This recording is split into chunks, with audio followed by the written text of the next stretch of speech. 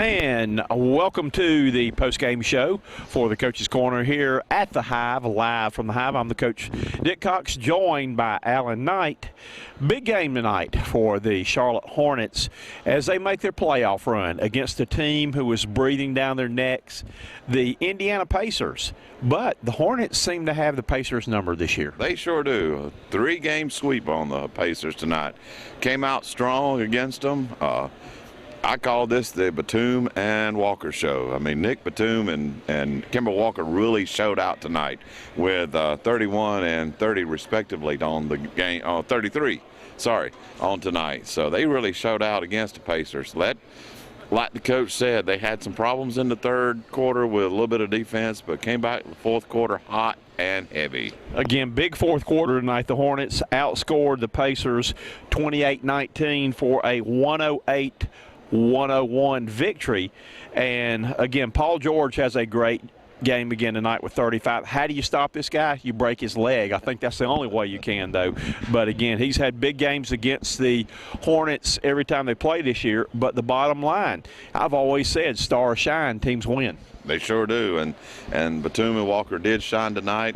Al Jefferson came off the bench tonight with, what did he get, 14 points tonight? 13 points. Right. Did a real good job. He still got a little bit of rust on him, and it's like the coach said, this coming stretch of games is going to be his training camp again, trying to get his legs back under him and get him ready to play some more. Well, again, in the third quarter, the Pacers made a run, and I think went up by 7. And it was Al Jefferson who sparked. You were actually going to get me a lemonade then, and you missed it. But Big Al had 6 straight points for the Hornets and made a great pass to a cutting player when he got double-teamed in there. And I thought he really gave them a lift. That's when I asked Coach Clifford after the game, what does Big Al mean to this team, a caliber veteran player like that in his role right now coming off the bench, and I think he gives them a huge lift in this role. He really does, and several other players tonight had some big roles in the game. Jeremy Lamb came out, helped him a little bit on the court. So did old Frank the Tank Kaminsky. He played very well tonight. I was going, no, don't shoot that 3, and every time I said that, he hit it. Well, you need to keep saying that then, because Alice said, no, good shot there, Frank.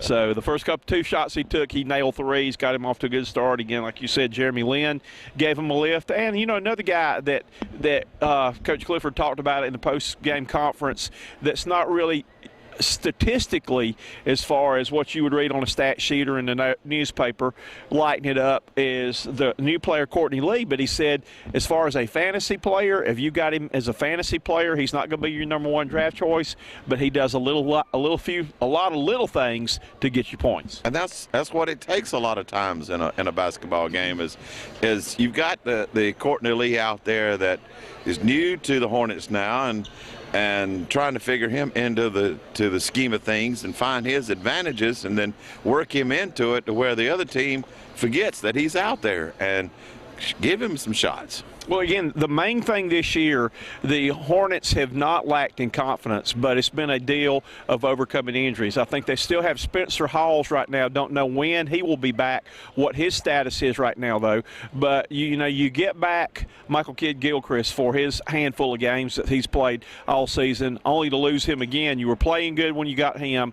Then you make some trades. You bring in a new player, Courtney Lee, and all like that. Once his team gets settled and, decide whether they're going to put Al back in the starting lineup this year or just bring him off the bench for the rest of the season, then this is a playoff caliber team who is capable of playing with anybody in the East. They are. I mean, they've showed that they can play against the Cleveland Cavaliers and other teams in the East, and they keep up this confidence and keep on the roll that they're doing. I mean, the last 10 games, they're 8 out of 2, which is great compared to what 8 out of 10. 8 out of 2 would be kind of. I want to see that trick, but they're 8-2. 8-2 in the last 10 games. Right. Yeah, there you go. Correct my English there.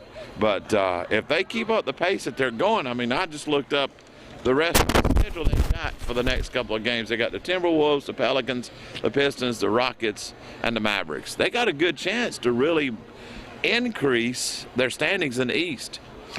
And it's huge right now because you've got anywhere from 4 to 10 separated by maybe up to 4 games right now. So it's anybody's thing. Again, this is when the Hornets have got to make hay while the sun is shining because they've got a huge homestand late in the year right here where they play. I think they've already played a couple of games, 2 or 3 games at home this week. They play 3 home games next week, come back with, I think, 3 home games the next week, at least 2 home games the next week.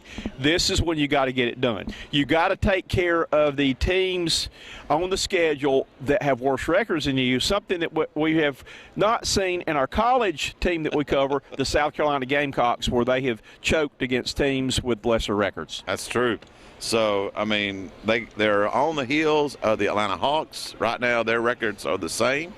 So, they've got one more game with them coming up in the season, don't they? They may have. I'm not sure, but I'll have to check. So, that's another team they got to look out toward.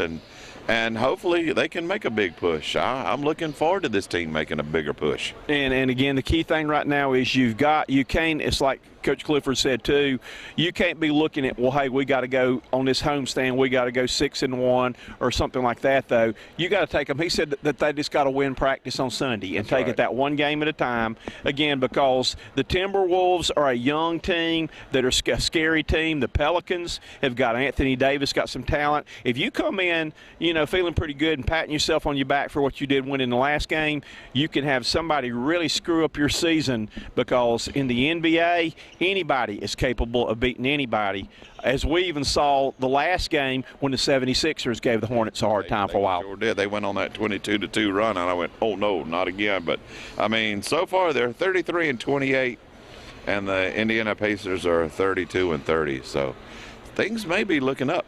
Good night tonight from the Hive, as it was a sellout crowd here, kind of a late arriving crowd. If they were like us, they couldn't find a parking place in the parking lot. That's becoming a problem, finding parking spaces. But again, I think you're going to see a lot more sellouts. I had people already asking me, do you have Hornet playoff tickets for sale? Yes, I do.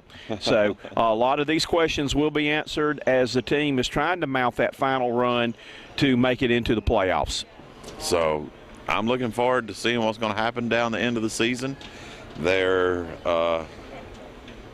62 games into the season now? So 20 to go. 20 to go. So I can't wait to see what's going to happen. It's going to get quite interesting in the Eastern Division. So it's been a good night here live from the Hive. He's Alan Knight. I'm the coach, Dick Cox. We'll be back next week to bring you more exciting NBA basketball. Until then, have a good week, everybody.